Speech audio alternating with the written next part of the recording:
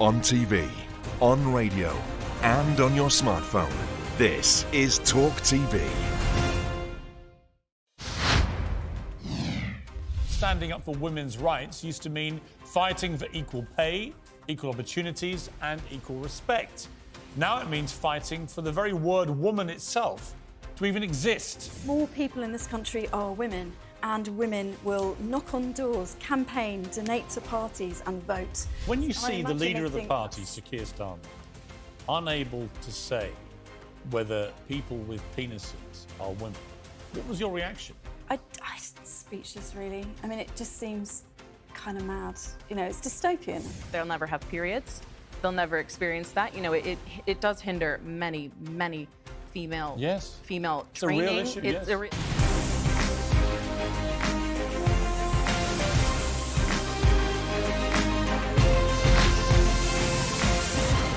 You know my general view that the world's gone completely crackers? Well, there was a brilliant piece written in today's Daily Telegraph by trans athlete Tina Daniels, who says she considered entering events in the 2012 London Olympics after undergoing gender realignment surgery from a man to a woman and could have won gold in every category. But she wrote, "This was something I couldn't bring myself to do, while others had worked tirelessly for the chance to realise that same dream. Because of my unfair advantage, I would just be taking a deserved spot away." It's fairness that my next guest is concerned about today. World Athletics is looking at increasing restrictions on trans women, but not banning them completely from women's sport. And British shot put champion Amelia Strickler says it could screw women in her sport. Her words in her own excellent piece about this. And Amelia, you join me now. So I better explain to viewers why you sound a little bit American. You're born in Ohio. Yes. You're British American. You compete for Britain. Yes. You've been a British champion Twice. at shot putting twice, and you're hopefully will be competing for GB in the Olympics, the next one. Yes. Talk to me about this issue, because I've been talking about this as a man for a long time. Yeah. But in the end, I think this is a debate that has to be won by women. It seems to me just grotesquely unfair that you can reduce testosterone as much as you like, but what you can't reduce, and Caitlyn Jenner is very strong about this, you can't reduce physical size, power, body mass, all the things you accumulate in a male body for many years. Is that really at the heart of this? Yeah. Ultimately, you know, the hormones are not going to take away that male advantage. The hormone suppressors, or it's not going to take away that male puberty. You know, there are physiological things you can't change: skeleton sizes, hip angles, lung capacities, you know, obviously the muscle. And some people, you know, transition later in life, don't they? So they may have trained as a man for many years, biological male. Right. And then all of a sudden decide to identify. And the common theme, if you take Leah Thomas, a swimmer in America, or you take some of the sprinters in Connecticut who've been smashing women's records, or Laurel Hubbard, who's a New Zealand weightlifter, who transitioned and competes against women. The common theme is that as male performers, they were pretty mediocre. But when they start competing against women having transitioned and said, I'm now identifying as female, they start smashing records, which may never be beaten in some cases. I mean, they're basically rewriting women's sport. Exactly, and they're taking away a lot of opportunities from other women that have worked so hard to be where they are. Leah Thomas winning the national title. You know, they were never good enough to do that in the male category. Nowhere near good enough. And you know, it's really about keeping women's sport fair. Where's it going to go, this? I mean, if world athletics are going to be so gutless as they're currently being, where they're just basically sitting on the fence and hoping this all blows over, it's not going to blow over, because more and more people are now identifying as a different gender. This has become a huge phenomenon now around the world, which means more and more athletes are going to be transitioning and saying, OK, now I'm a woman. Now, what happens if you are a high-performing male athlete in any discipline and you see an opportunity? If you're cynical, we know there are cheats in sport, right? We saw it from Lance Armstrong to others. And they go, you know what, here's a way for me to make myself extremely rich and famous. I'll just put my hand up, say I'm female for 3 years, win everything, earn hundreds of millions, and go back to being a man at the end of it. Exactly. What's to stop someone doing that? It's happening at grassroots level as well already. You know, that's, even if it's just a park run, surely that means something to someone to place, you know, high enough. Yeah. And you know, they'll never have periods. They'll never experience that. You know, it does hinder many female Yes. female It's a real training. issue, It's yes. it's a real issue. Even Dina this summer said, I've had lady issues, and she didn't perform well that day, and it's understandable. What reaction have you had since you wrote this piece and went public? It was a brave thing to do. I've had very good reactions. I've had a lot of people say, thank you from me, thank you from my daughter.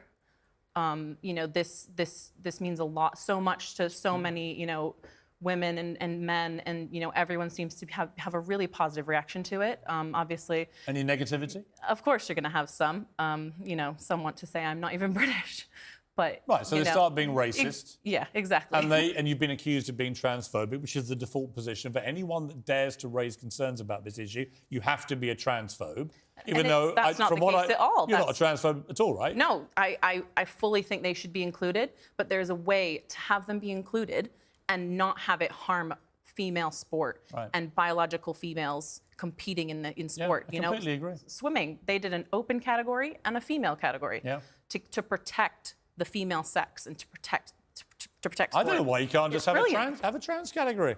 I mean, there's or- more and more or trans that. athletes, so have a trans category and just build that up and just have a third. Why not? I mean, what's happening at the moment is just not fair.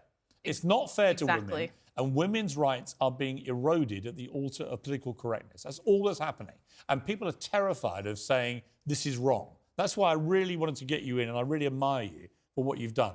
It's a really bold thing. Have you heard from the British athletic bosses or not? I have not, but a lot of other big names, my peers, people I'm on teams with, big names. People would know these names. They agree with you. Strongly support me, but obviously I think, people are scared to speak out. They do not want the label of transphobic. Right. They do not want their contracts to potentially be in jeopardy, which I can understand. Athletics is not a wealthy sport. We're not making football money, but, it is important to me. And you must have known when you wrote this piece that this could backfire horribly. It might be the end of your career. Yes. I mean, that literally Yes. could be. You It see did what happens cross to people my like J.K. mind. Rowling and stuff. Anything could have happened to you. It did cross my mind, but I am so grateful for everyone who's reached out positively, because it really is touching to hear that someone's daughter is looking up to me just for speaking good up. for I you. didn't expect Honestly, that. It's touching. Amelia, good for you. We need more people with your guts to do this. Then this debate can be had properly and fairly. Because nobody wants to be unfair to trans athletes, but I don't think they should be allowed to just dominate women's sport, which is incredibly unfair to women born to female bodies. Just period. Well, period. But it is full stop, as we would say in this country. Yes. Oh, I'm turning all American and inappropriate there. Finally, one question for you. What makes you wake up one day and think, I know what I'm going to do with myself. I'm going to run along and chuck an 8-pound weight, 18 metres. Which is what you do. Yes, I was young and got involved in athletics, and I loved all the events, but this one I seemed to excel at, and I just stuck with it, and it's been quite a journey, and it still makes me happy. It's Whatever. amazing. I think it's an amazing thing to watch. Thank you. It really is. It's so hard to actually move and then throw something that far that weighs 8 pounds. It's just I couldn't do it. I couldn't throw it out of the pit bit. Amelia, you're very gutsy. Keep speaking out. Others will follow you, but as always, it takes the first people over the top to call it for what it is, and you've done that. So thank you very much. Thank you so much. I do hope more people speak They out, have because to. it's They very have to. important. This has to get addressed properly. Yes. And best of luck. See you at the Olympics. Yeah. We need people with your kind of guts at the Olympics. That's what it takes, a bit of mental strength, courage, resilience. Don't take this nonsense. If you can take down the wokies, you can certainly win Olympic gold. I'm right behind you, Amelia. So. Good to see you. Thank you.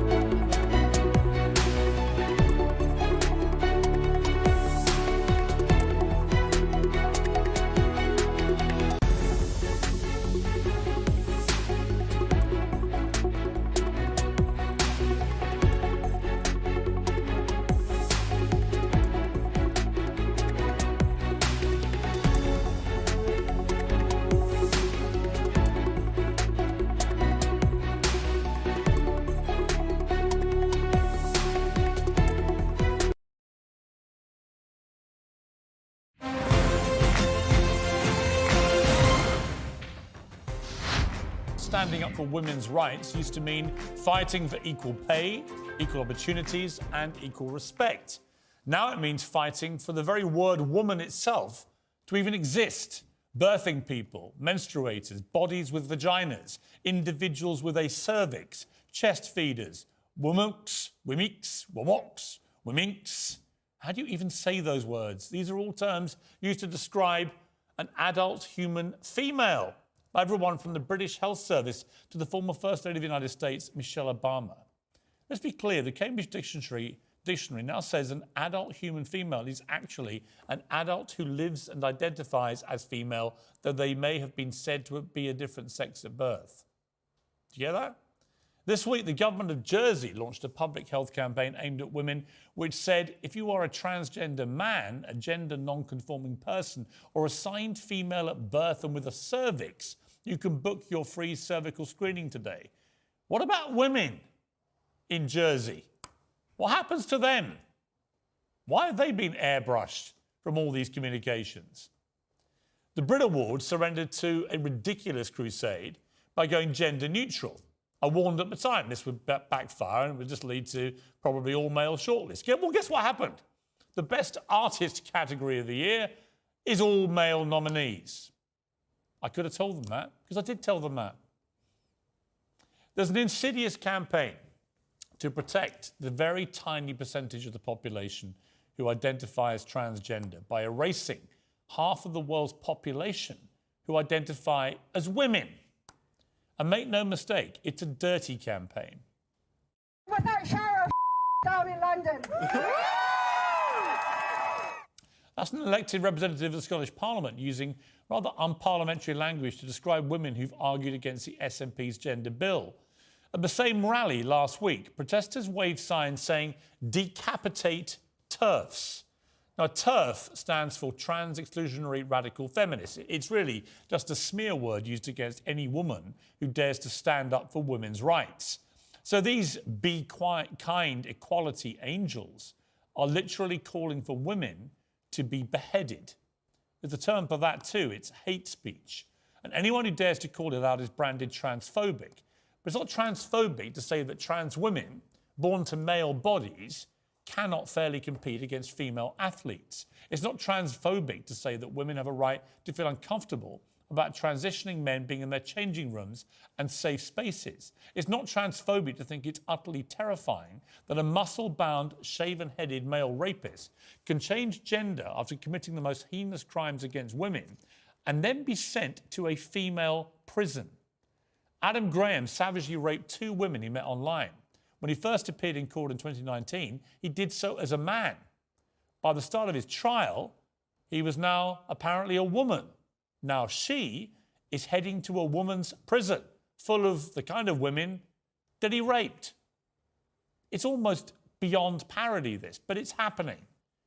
And it's happening in Scotland, where the SNP wants anyone aged 16 to be able to self-identify as the opposite sex with no medical diagnosis whatsoever. Well, very few people have had the courage to speak out about this, but one of the more notable people, is Labour MP Rosie Duffield, who did speak out about it. The bill clearly conflicts with the Equality Act and would have repercussions for women across the UK. And given the previous UQ, does he not understand how vitally important this is at the moment? Quite extraordinary scenes. Rosie Duffield there being heckled by her own Labour colleagues for a speech in which she defends women's rights to safety. She's faced these ridiculous allegations of transphobia for years, and ironically, it all began when she liked this tweet by me. And I was responding to a ludicrous tweet from my former employers at CNN, where they just wouldn't say the word woman. And I said, surely you're talking about women, not individuals with cervixes, about a cervical cancer screening story. And Rosie Duffield liked it. And for that, all hell broke loose. And she got abused so badly and had so many death threats, she had to temporarily come off Twitter. She's not a transphobe. I'm not a transphobe. As I've said many times, I believe trans people deserve rights and respect like everybody else. but I believe passionately in women's rights and protecting those too. And so does Rosie Duffield. I'm delighted to say she now joins me. Well, welcome. I mean, that's quite an intro when you read it all out, isn't it? Yeah. And you've been at the centre of this storm. And can I start by apologising for the tweet which you liked, which entered you into this bear pit of mayhem? Let's go back to that, because I read this tweet from CNN in which they seem to be going out of their way to cover a story about a cervical cancer screening report in which they were trying not to use the word woman, an individual with a cervix. And I thought, this is preposterous. Yeah. You're talking about women, aren't you? Yeah. You liked it, and then you followed up and said, actually, I just think women have cervixes. Yeah, absolutely. And then what happened? And then I got all kinds of, like you said, all hell broke loose. I mean, I thought it was a good way, a sort of safe way to kind of put my opinions out there and the opinions of all of the women that I spoke to all of the time who were asking someone to say something about this. You did a tweet and I thought, OK, I like that. It's just a tentative kind of toe in the water. And it was kind of amusing what you were saying. And, you know, it was a stupid issue. It was funny. It was so ridiculous, like you said. And then the people that started sort of calling for my beheading, you know, metaphorically. And but they were. You were getting explicit death threats. Yeah, there is that as well. But you know, people calling for me to lose the whip in the party are all the sort of people that were running or leading Labour societies. And that's where we've got the problem in the party, I think. So you get all this abuse, so bad you end up temporarily coming off Twitter because it was so vile. But what is even more shocking to me is that your own Labour Party colleagues, from the top down, basically threw you to the wolves. Yeah. They didn't want to go there. This is too toxic. Yeah. They couldn't even say what a woman is. In fact, Sir Keir Starmer, your boss at the Labour Party, he was asked directly whether a woman had a penis by Nick Ferrari. Listen to this. A woman can have a penis. Nick, I'm not. I don't think we can conduct this debate with, you know. Sorry, have I offended you in some way? No. It's just no. I just. Is it transphobic to say only women have a cervix? Well, it is something that shouldn't be said. It is not right. But Andrew, I don't think that. So Rosie Duffield should not have said that. Can you explain to people watching why she should not have said that? Well, Andrew, I don't think that we can just go through various things that people have said. I found it extraordinary. I mean, I like Keir Starmer. I get on very well with him. We're fellow Arsenal fans. It's a good time to be an Arsenal fan. I got to say, on this, he's really let himself and the party down, because you've got to be able to say what a woman is if you want to lead a political party. Absolutely. It's not difficult. It's an adult female. But more people in this country are women, and women will knock on doors, campaign, donate to parties and vote. And if women don't feel that we're represented, that's a serious state of affairs politically. And I had met with Keir. I think the aide who talked about me said that I was always in and out of his office. I met with him once. Well, Matthew Doyle, one of your senior aides, said that you were in and out all the time. Yeah, I met him once. And that let's was actually play the clip. This was Okay. leaked by Guido Fawkes, the media website. Let's listen to what he actually said, Matthew Doyle.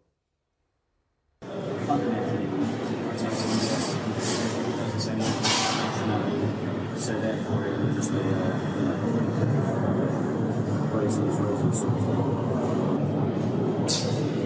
yeah, I mean she's been able to see Keir a number of times, you know, but she also then just does some incredibly good things. There are people in Canterbury who say, you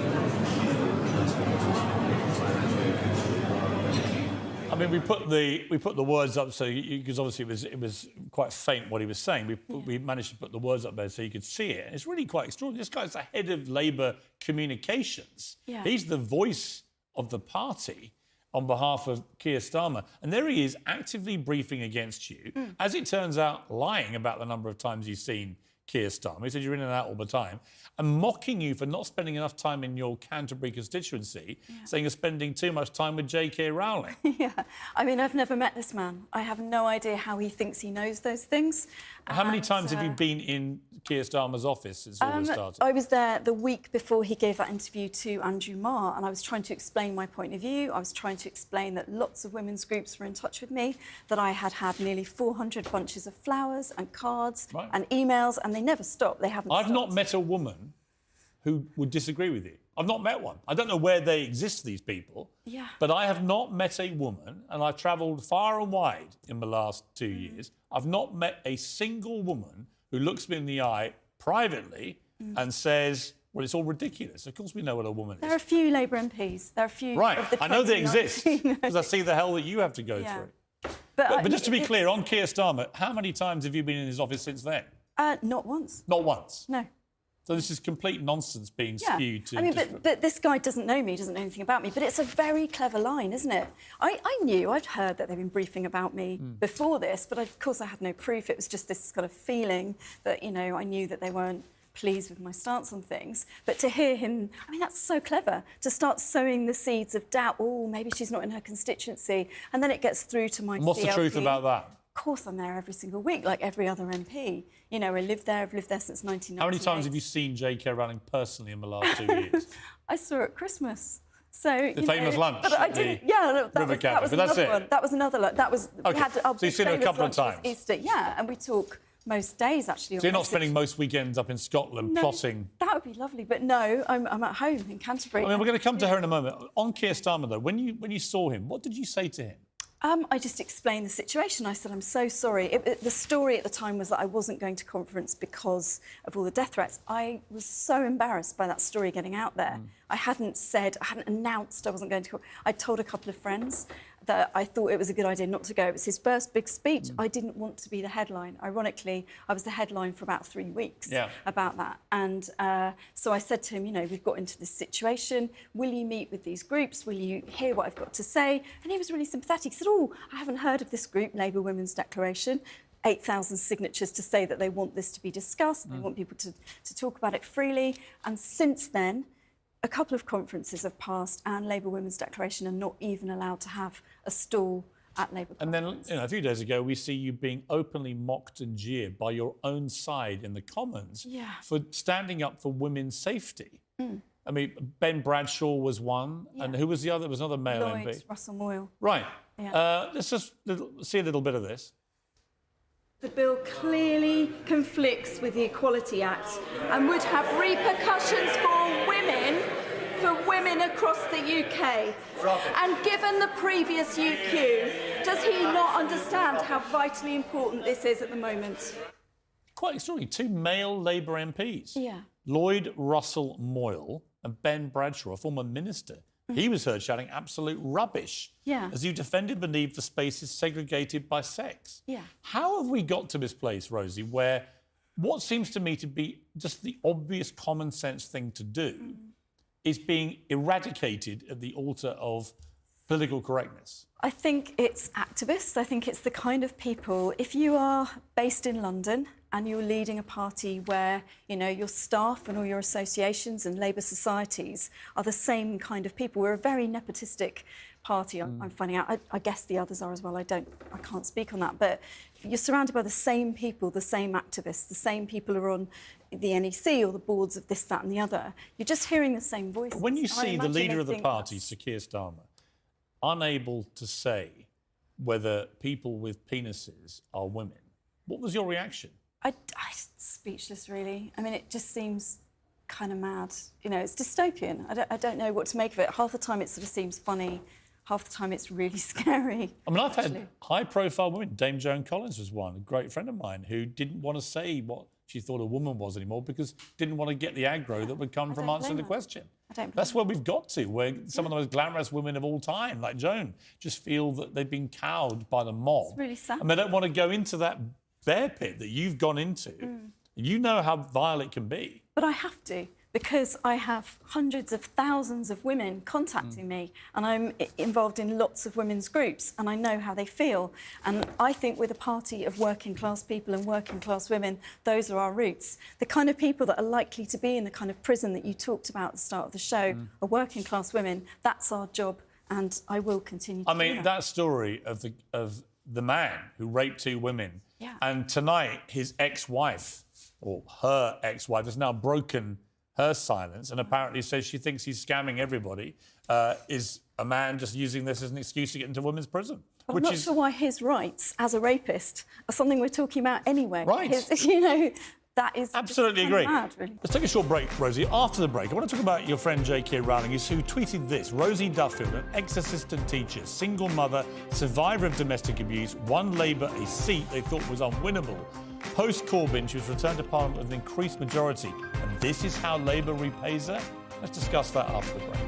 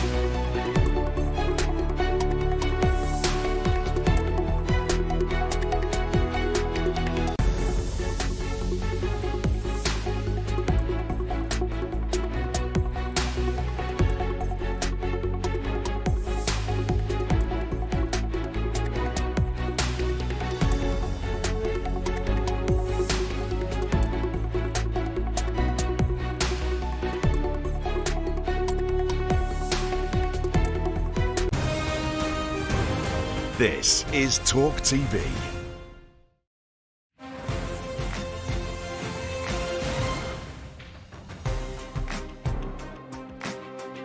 Well, back with my special guest, Rosie Duffield, Labour MP. So, Rosie, your friendship with J.K. Rowling, I mean, you're joined, I guess, by this issue, in a sense, that she was very supportive of you publicly because she could see the hell you were going through. She's gone through similar stuff for expressing similar views of trying to support women's rights to safety and so on.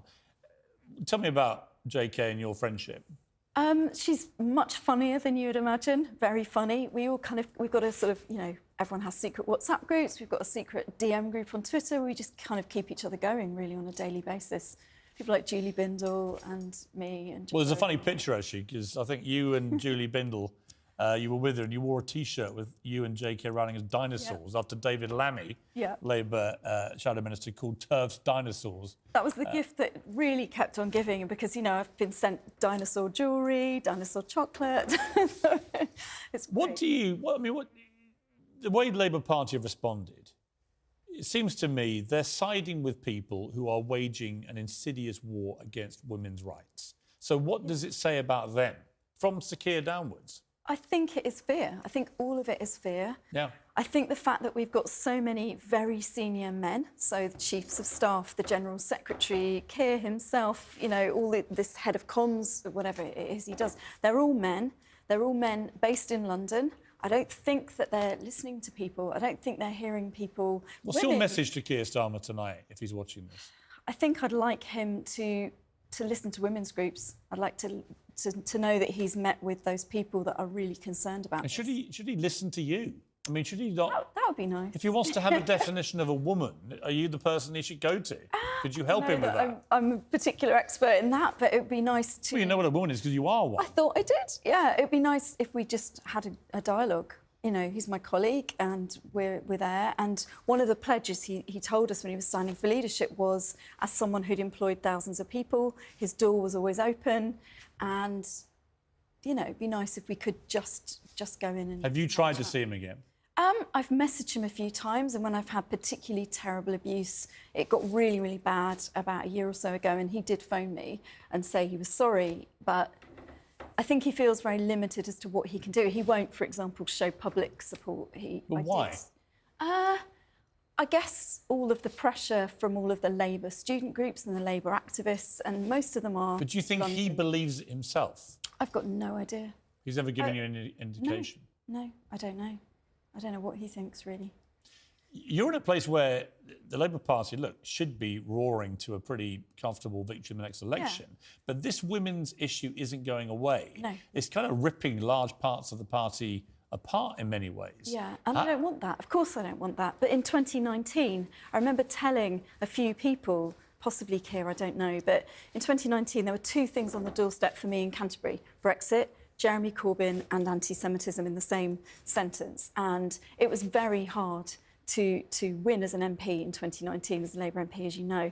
The third thing that came up was women taking me aside and asking to tell me about their experiences. One was a social worker, one was a teacher, one was just a mum. And it was way before your tweet, before I said anything in public. And I took them aside and I listened to them. So I knew this is not going away. But when I tried to mention it, I was told, to colleagues even, I was told it was a niche issue, shouldn't be talking about it, we should be talking about important things and big issues. When you saw, it seems to me there's a lot of fronts the attack is coming from at the moment. Yeah. The Brit Awards with the gender neutrality issue, which many people like me warned at the time would almost certainly lead to the awards actually being skewed more to the men. It would have the opposite effect to what people thought it would have. When you saw all the male artist nominees were men this year, what did you think? It's pretty depressing, isn't it? I mean, you know, lots of us were talking... The women who haven't talked about the gender-critical side of things and the trans side of things are all really angry about that. But, you know, that's the face of all of this. If we change our language, if we don't get to protect our spaces, this is kind of where we're going. Well, if we don't protect the word woman, and we don't celebrate womanhood, and we don't celebrate femininity and being female... What's wrong with a Best Female Artist category? If the trans lobby group want an award show, have their own category.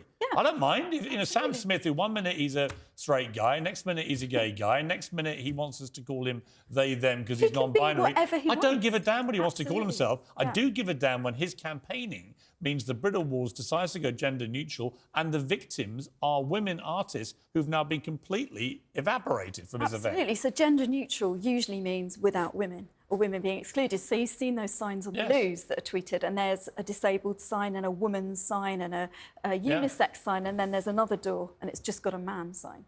You think, hang on a sec. And then you get to sport, which is even more depressing because everybody knows how ridiculously unfair this is. Absolutely. Everybody knows that just reducing testosterone doesn't make any difference post-puberty to a man's body mass, his muscle, his strength, his lung capacity. I interviewed one of the British champion shot putter last night, Amelia Strickler, and she was really good, actually. We've got a little clip, I think, of it from the interview last night. I think we've got a clip of the interview. But she was great because she basically said, look, we're going to end up... I've got it here now. They'll never have periods. They'll never experience that. You know, it does hinder many female training. A real issue, it's a real issue. Even, you know, Dina this summer said, you know, I've had lady issues and she didn't perform well that day. And, you know, it's understandable. I mean, I hadn't even really thought about that aspect of it, but she's so right, that trans women athletes don't have that issue of a monthly period that they have to deal with as athletes, which can be very debilitating, if not performance reducing, as we just heard. Again, no thought given to this other than we're going to get our way and we don't care about women's rights here or fairness and equality. In their own stampede for what they see as fairness and equality for their own community, the trans community, they are creating a new unfairness and inequality. Absolutely. My friend Sharon Davis, who I've spent a lot of time talking to about she's been very good on this. She's fantastic, and she feels, I think, I'm not putting words in her mouth, I've been to events where she's spoken, that she missed out on a gold medal, partly because of the doping of some of the Eastern European countries. I think she feels that she's reliving that all over again. We saw it with the New Zealand female weightlifting team, where Laurel Hubbard, who had competed as a man before, now got an Olympic place at the expense of a woman born to a female body. That, to me, is completely unfair. Laurel Hubbard was unsuccessful as a male competitor and then suddenly is an Olympian as a woman. And we've seen it in cycling. Well, there's a cricketer down in Kent, actually, a 6'4" cricketer who was a male cricketer with an average of 17, I think, becomes a female cricketer and suddenly averages 120. Wow. Now, as a cricket fan, I find that utterly ridiculous. Yeah. I mean, it's just not fair. Like you said, it's not a level playing field. But if you say that, you're a transphobe, apparently. No, I mean, we've talked in sport circles, I know some sports psychologists who are really talking about this issue. And what about different categories? Because this argument is in its infancy, we haven't got there yet. We haven't found solutions, but the solution isn't pushing women aside. It can't be.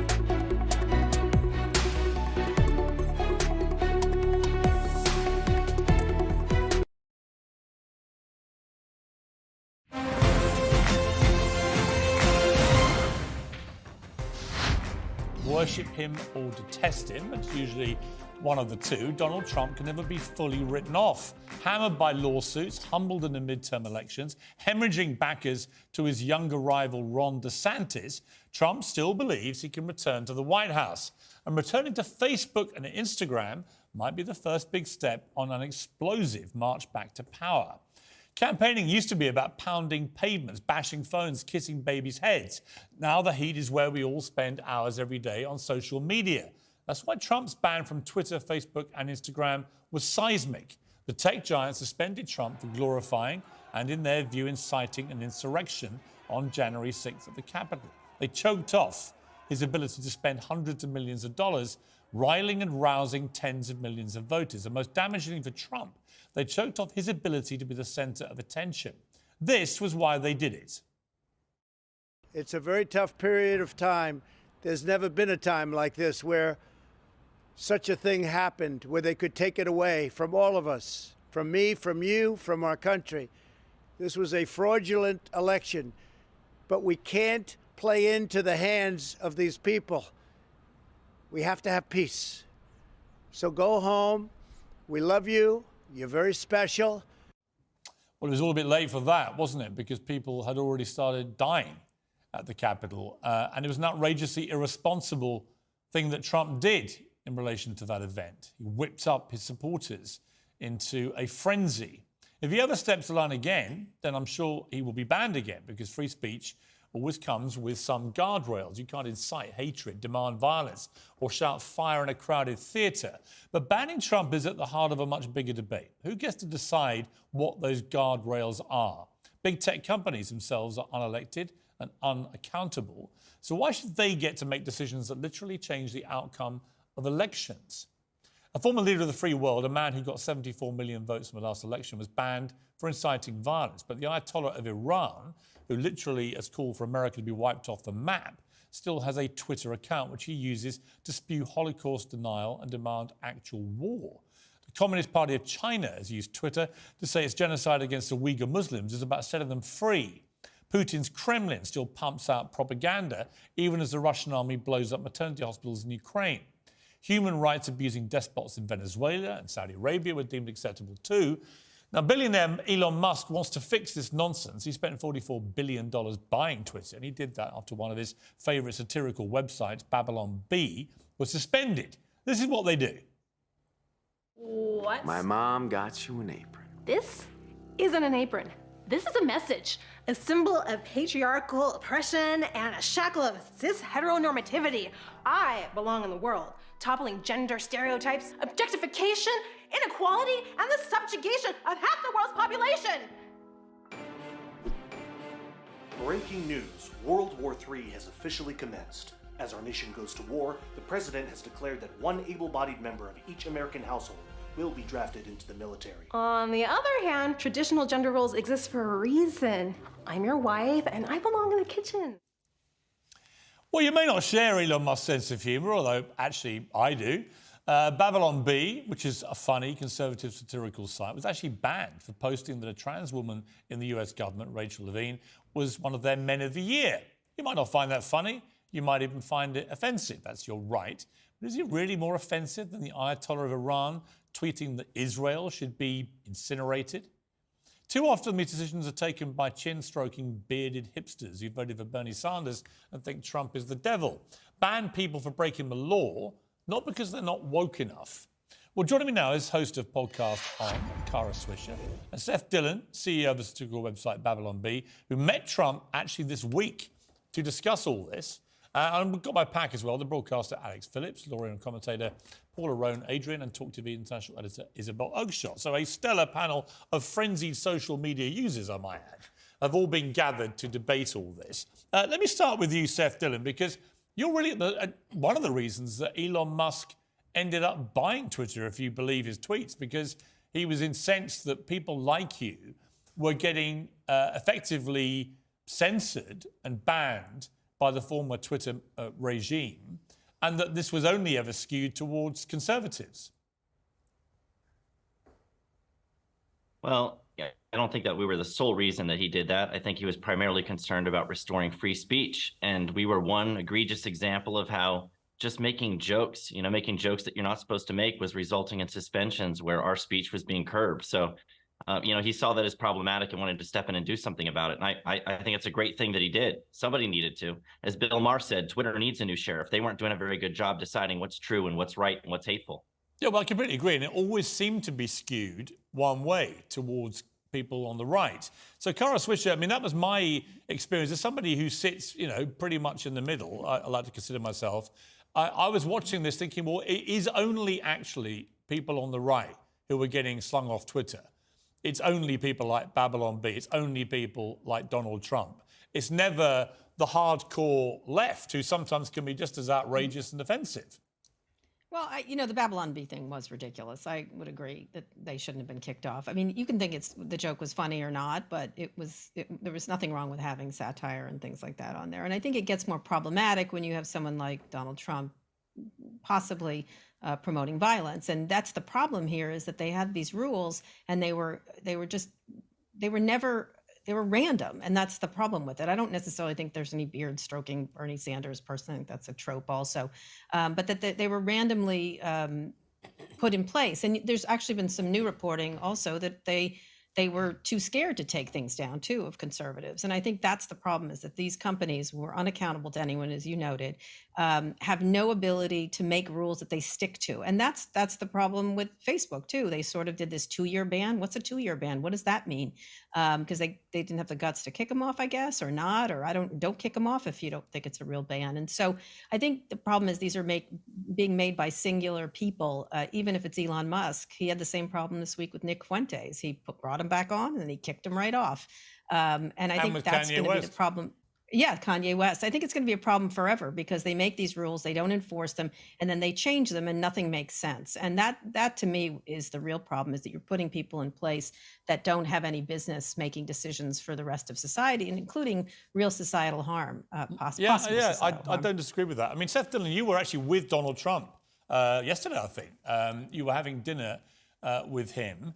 What was his view about whether he should come back onto social media? Because obviously he's had the invitation to come back to Twitter, which he hasn't taken yet, because he has his own Truth social media platform. But did you get a feeling he is going to come steaming back? I'm not sure. I don't know that he's made that decision yet, but he shares the concern that a lot of Americans can share, that there's politically motivated viewpoint discrimination happening on these platforms. He was a victim of it. We've been a victim of it. Whether it goes one way or not, I don't think is really the issue. Sure, it's a problem if it's one-sided or the rules aren't being applied fairly, but this is the public square of the modern age, where people need to be able to have a voice. There's a recent case that just happened. You had this House Bill 20 was passed in Texas, where they were trying to make politically motivated viewpoint discrimination illegal. And an Obama-appointed judge enjoined that law. And then the Fifth Circuit Court of Appeals looked at it and they said, no, listen, there is no hidden right to censor in the First Amendment. Censorship isn't speech. So these platforms don't have a constitutional right to be able to censor you. They need to let you speak and express your viewpoints. They shouldn't be deciding what's true. They shouldn't be moderating jokes because they think the jokes are hateful, and saying things like, when Trump got kicked off Twitter, people don't know this, but Trump got kicked off Twitter for saying, I won't be attending the inauguration. And he said, my supporters will have a voice long into the future. What rule does that supposedly violate? It's not unlawful speech. It's not inciting anyone. It's not calling for anything. You have to read that into it. And that's the problem, is you should be able to express your opinions, say what you believe. Even if it's not true, you have a right to be wrong. Hillary Clinton said that his election in 2016 was illegitimate. She had every right to say that if she wanted to say that. It's okay. I was going to make that point. It was exactly the same thing about that. They all said that election was stolen from them. There was no qualitative difference to me. But Cara, let me just say... That's not accurate. That's not accurate. Look, they were slightly different. But to me, the generalised sort of overview of it all, it's not much difference between one group of people saying... What's different about it? We lost that election unfairly, and another group Let me say one thing. First of all, you're saying it's a public square. It's not a public square. It's a profit-making business, and they can do whatever they want. You can do whatever you want. You don't have any right to be on Twitter. You don't have any right to be on Facebook. And I think that's the problem, is we become to think of it as that. I think the real problem is when the government does intervene, including in Texas, which is going to going to get overruled because of the First Amendment. They should also be able to put on what they want. And I think the problem is everyone's decided they own these things. We did start the internet. The U.S. taxpayer paid for the internet, and that's for sure. But these businesses can do whatever they want. But the real You may problem, not Cara, like it seems to me, the most egregious example, I think, of what was going on was the New York Post expose of Hunter Biden and that laptop several weeks before that election, where we don't know what would have happened if Twitter hadn't banned the New York Post site completely and basically airbrushed that expose, which turned out to all be but that completely was, let me true. just say, that was, yeah, but they changed it really quickly. You and I have talked about this. They changed it really quickly. They said they made a mistake. He said it in Congress. How's it different than Fox and Dominion? Cara, they didn't change it until after the election. And the big unanswerable question now is what impact would it have had if the mainstream media had not all convinced themselves this was Russian propaganda and had actually gone after that story as aggressively as they should have done 3 weeks before an election? It could have tilted things Trump's way. So you actually had a direct example of a social media platform banning a story and a newspaper from publishing that true story, which could have influenced the result of an election. And you have the same thing with Fox and Dominion. Should they have been able to broadcast those election things? I mean, I think that's the problem, is that these sites have so much power over everyone, and yet they're private companies. And so what is the solution? In the case of Babylon Bee, it takes Elon Musk to buy it and let them back on. And that's the solution. Unfortunately, a billionaire has to buy it. I think the problem is we have these private profit-making companies making decisions for all of society. And by the way, they're allowed to, even if they make a mistake, even if they make the wrong call, even if they say they make a mistake. We need to make a distinction, though. We need to make a distinction between how it is and how it should be. And like you just acknowledged, these private companies exercise a ton of power. The primary threat to speech used to be the government. But now, because people speak online, the primary threat to speech is these online forums that are owned by private companies. And the question, like Justice Thomas is asking, is should common carrier doctrine apply to them? Should we have rules in place, regulations in place where discrimination is prohibited? I think a good argument can be made that common carrier doctrine could and should apply to these private companies, even though they're privately owned, so that people are not discriminated against unfairly and they still have a voice in the public square. Seth, let me ask you, where do you think the line is with freedom of speech? Nobody, I don't think, believes it should be completely unfiltered. In other words, that anything goes. For example, Kanye West, for example, when he literally is brought back on Twitter, and one of the first things he does is post the Star of David with a swastika inside it. If you were running Twitter, even with your zeal for free speech, which I share, would you have tolerated that? Well, I do think there's a place for moderation. I think that you get into really tricky places when you try to moderate people's opinions. I think that people have a right to opinions, even opinions that are wrong, that are morally wrong. But that's not an opinion. That's a deliberate attempt to... I mean, that's not an opinion, is it? Yeah. That's basically inciting Nazi hatred against the Jewish people through symbolism, isn't it? Yeah, and these platforms should be able to moderate content that they believe is obscene and objectively offensive, that isn't viewpoint related. I think they absolutely should be able to. They should be able to moderate unlawful speech. I think that they give people a lot of tools. For example, if you say things that upset me all the time, if you're trolling me or making fun of me and making me feel bad, I can block you. I can mute you. I have the control, and I can control who I see and who I hear from.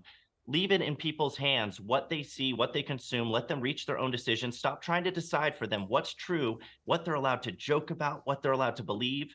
The thought control and speech control that these private companies are exercising right now is having detrimental effects in society. All right, final question. And it is affecting election outcomes. I just want to ask you one question, because you were at this dinner with Trump. And in the background of the picture of one of the other people you were with, the libs of TikTok, I think they call themselves, they mock liberal people for doing silly things. In the background, it looked like there was a picture of what looked like Nick Clegg, who's the spokesman for Facebook, who we know well over here. Was it Nick Clegg? Was he there? I'm not sure. I wasn't aware of that, and I don't know who else was present. I've got to say, it looks either it's Nick Clegg or it's a dead ringer for Nick Clegg, which prompts all sorts of questions. What the hell was he doing there? Anyway, diplomatic response. I've got to leave it there with you two. This was great. Thank you both very much, because you're both very tapped into all this. It is a complex thing. I personally am very glad Elon Musk is wrestling through it, because I think he comes from a good place about it. But we'll see. He's found out pretty quickly. It's tough. It's tough in the jungle. But Cara and Seth, thank you both very much indeed. And Seth, great to have you back on Twitter. I missed Babylon B. You're hilarious. So good to see you both. Thank you very much.